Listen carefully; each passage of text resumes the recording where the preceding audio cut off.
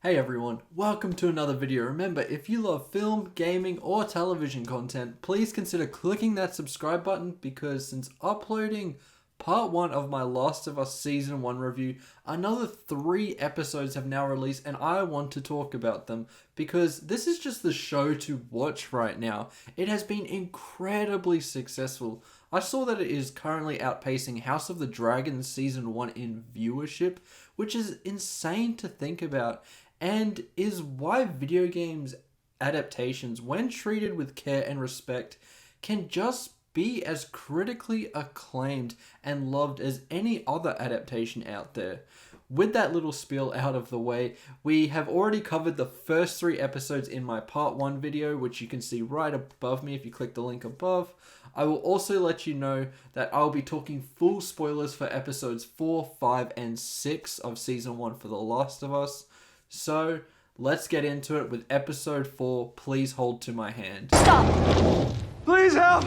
Are we gonna help him? No. Episode 4 continues the momentum of the excellent episode 3 by putting the focus squarely on Joel and Ellie again. This is the episode where we slowly start to see cracks showing and Joel's opinion of Ellie begin to soften, even if it's a little bit. It starts off though with Joel calling Ellie cargo, but it is all starting to feel like Joel is just saying these things that he doesn't actually mean, but it's his way of just protecting himself from the pain he thinks he will feel if he loses Ellie. I will talk about this point a little more later in the video because there are signs in the later episodes that pretty much confirm this, and after listening to the Last of Us podcast, which I highly recommend to you, both Neil Druckmann and Craig Mazin say very similar things regarding Joel's feelings. Instead of Pittsburgh like the games, they go to Kansas City, I believe, where they get ambushed, and Joel says one of the most iconic lines about a person pretending to be hurt, which was delivered really well by Pedro Pascal. This sequence was very interesting to see where Joel pretty much clears the area and almost gets beat by a 14-year-old and Ellie comes to the rescue. It is kind of a subtle thing in a way, having Joel lose at this point, but it also plays a part later in the show, and I like how that is tied up. We get introduced to the rebellion that overtook the town and their leader Kathleen, played by Melanie Lewinsky, who has this weirdly gentle side to her, but she's kind of forced to be ruthless due to the world that she's in. She's accompanied by Perry, who is played by Jeffrey Pierce, who, if you didn't know, is the voice of Tommy in the game. It's a pretty cool little cameo, and I'm glad that the original cast is getting some appearances in the show in a way that isn't just a straight up cameo. These characters are new to the show and they're not in the game, but I like their addition because they kind of flesh out the world a little more and add further depth to a couple of other characters that appear later in this episode. We also see Ellie use the joke book for the first time here too, and I think Bella Ramsey does a great job of capturing the essence of Ellie. I've seen a couple of complaints about how the performances don't always capture the likeness of the game, and I don't really think that they're trying to, and I'm fine with that because they're doing an excellent job at adapting this game while putting their own little spin on things. If you can't separate the show from the game, you're not going to enjoy this as much as someone who can. And if you just want the same things as the game, I do suggest just playing the game because there's no way that if they do it one-to-one, they're going to do it as good as the game. They need to do their little spin on things to make it better and improve on it in a way that it's more accessible for TV. Anyway, this episode ends with an incredibly sweet moment that I really loved, and that was where Ellie tells Joel a joke before they go to sleep, and it finally breaks through to him and he laughs.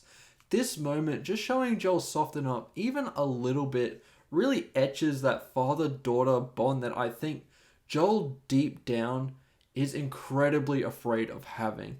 But it is a beautiful moment. The episode ends with Henry and Sam pointing guns at them when they wake up, and it's a little bit of a cliffhanger as to what is going to happen next. I think this episode was really phenomenal, even if I don't think it's quite as eventful as some of the other episodes in the show.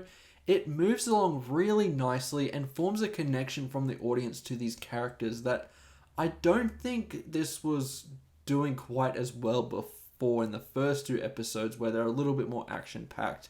I'm floating between a 4 and a 4.5 out of 5 for this episode, as the fact that I'm really enjoying the show and the episode really kept me wanting more. I'm going to be kind and give it a 4.5 out of 5.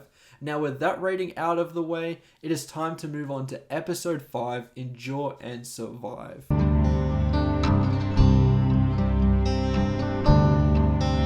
Episode 5, we start to learn about Sam and Henry, which, if you haven't played the game, their inclusion in it is really another devastating aspect to the story, as hope just gets quickly extinguished. I like how in the show it isn't always focused on Joel and Ellie, and that way we get more depth to some of these side characters, and Sam and Henry are no different here.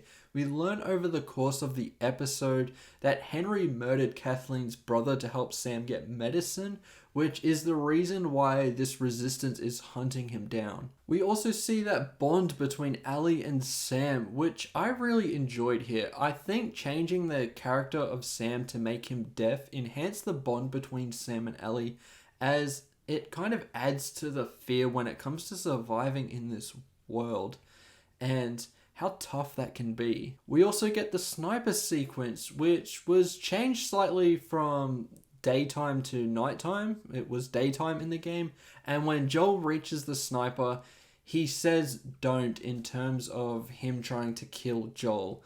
This is where I'm starting to really see a more empathetic side to the character. He does not want to kill this old man, but of course the old guy tries, so Joel kills him and then takes hold of the sniper as the resistance catches up. I really like this whole sequence as the infected come swarming from the ground, including our first bloater in the show, which looked absolutely terrific. You can tell they really tried to make everything as practical as they could, and because of that, I think the show is going to age so well. The outright war between the infected and the people just shows the budget of the show in a good way, as everything just seems so excellently executed. There are a couple of extra infected in the background which are CGI'd, but I honestly didn't even know until I heard the podcast and I heard that they actually use CGI for those moments. They end up overcoming the humans, and Joel, Ellie, Henry, and Sam manage to escape. And as you already know, Sam got bitten in that war pretty much and got infected. Ellie is trying to be a protector like Joel and tries to give Sam her blood in an effort to cure him, and it just doesn't work. Sam is infected and tries to murder Ellie the next morning. Henry, acting out of pure instinct, shoots Sam, and in the horror of what he has done, turns the gun on himself. It is a tragic scene, which I think became even more so in the show because we got more time to connect with these characters. This episode and this scene was perfect, and it provided a huge gut punch when it needed to. It only added fuel to the fire when they bury Henry and Sam, and Ellie writes "I'm sorry" on Sam's pen and paper that he uses to communicate. Joel at this stage isn't the type of person yet to really bother burying these people. You remember in the first episode, he was fine just throwing bodies into the fire. He is doing this out of kindness to Ellie, and the fact that she is rebuilding his humanity is kind of the point to this scene. Ellie noticeably starts to act like Joel a little bit more, which is this closed off person who's more or less a shell of themselves. I would give this episode a perfect 5 out of 5, and at this stage I already feel like the show has leveled up a lot in terms of its quality. The emotional moments it needs to hit from the game, it is doing that, and the way that it changes its structure to fit a TV show works far better than if they directly adapted the game 1-to-1. And that's what makes it a phenomenal adaptation. Now, with that said, let's get into episode 6, Kin.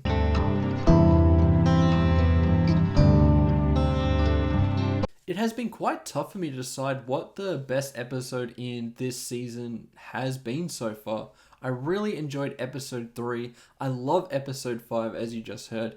And I think episode 6 is amazing. Episode 6 skips 3 months forward, and we see that Joel and Ellie's relationship has kind of grown a little bit since the last 3 months. And even if it isn't quite there yet, you can feel that Joel now cares for Ellie and vice versa. I really liked how this episode deviated away from the game, and instead of heading to the dam, which after listening to the Last of Us podcast, I found that Neil Druckmann and the team at Naughty Dog decided to have them meet Tommy at the dam due to budgetary reasons. They really wanted to go to Wyoming for the Tommy sequence, but they just couldn't afford it. I'm glad that in the show they went there because I feel like it helps build the world a little for season 2. We know that Tommy is now thriving away from his brother, and after a brief happy greeting from Joel, he quickly goes back to contempt because Tommy left him behind. The scenes between Pedro Pascal's Joel and Gabrielle Luna's Tommy were some of the best in the show. We have some truly Emmy-deserving performances in this episode, when we have Joel show us a much more vulnerable side to him when he finally voices his concerns of failing Ellie. It brings those emotions that Joel is trying so hard to push away, but he just can't. Ellie in this episode is more or less used for the audience to get to know the town, and we get a quick appearance from Dina, which once again, if you check out the Last of Us podcast, Craig Mazin and Neil Druckmann pretty much confirmed it, even if they were kind of playing coy with the idea. We also see that the town has luxuries that the rest of the world at this moment simply doesn't have. Like they play movies, they have shops and farms. It is more or less flourishing like a little city. Ellie also chats to Maria, who is Tommy's wife, about how Joel was a bad influence, and it coincides with the scenes between Tommy and Joel where Tommy says that there were other ways to survive, we just weren't good at them. After the scene where Joel is showing his vulnerability and expresses that Tommy takes her the rest of the way, we finally get another one of those iconic scenes from the game, and the one I was pretty much looking forward to the most seeing played out in live action, where Ellie knows that Joel is going to leave her behind and starts to bring up Sarah, which Joel replies, "Don't."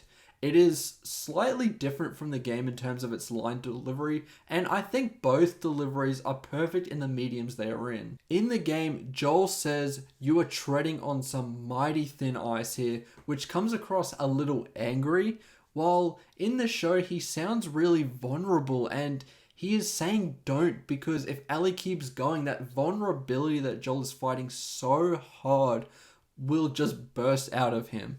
Joel then says the other devastating line, "You have no idea what loss is."